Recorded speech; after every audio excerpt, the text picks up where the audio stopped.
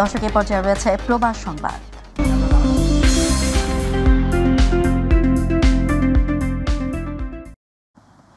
মালয়েশিয়ায় বসবাসরত প্রায় 1 মিলিয়নেরও বেশি বাংলাদেশি প্রবাসীর জন্য সুখবর দিয়েছে দেশটির সরকার।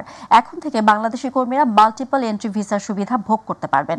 প্রবাসীদের দীর্ঘদিনের দাবি ছিল এই মাল্টিপল ভিসা চালু করা। প্রতিনিধি আশরাফুল মামুন জানান, বাংলাদেশ সরকারের কূটনৈতিক প্রচেষ্টা এবং প্রবাসীদের দাবির ফলে মালয়েশিয়া সরকার এ ধরনের ভিসা দেওয়ার সিদ্ধান্ত নিয়েছে। এই সিদ্ধান্তের ফলে এখন থেকে ভিসা নবায়নে সিঙ্গেল এন্ট্রির পরিবর্তে মাল্টিপল পাবেন প্রবাসীরা। মঙ্গলবার মালয়েশিয়ার ইমিগ্রেশন বিভাগ থেকে সংক্রান্ত একটি বিজ্ঞপ্তি প্রকাশ করেছে। এরপরই মালয়েশিয়ার বাংলাদেশ হাই কমিশন তাদের ভেরিফাইড ফেসবুক পেজে এ নিয়ে একটি বিজ্ঞপ্তি প্রকাশ করে।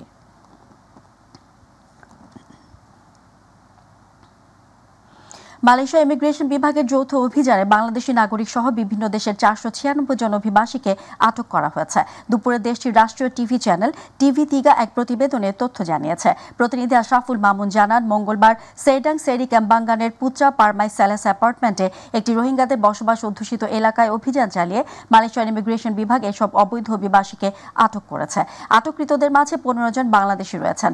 এই অভিযানে একটি অ্যাপার্টমেন্ট ব্লকের 3টি দ্বিতীয় তলার আবাসনের পিছনে লুকিয়ে থাকা অনলাইনে অবৈধ জুয়া কার্যক্রমেরও সন্ধান পাওয়া গেছে।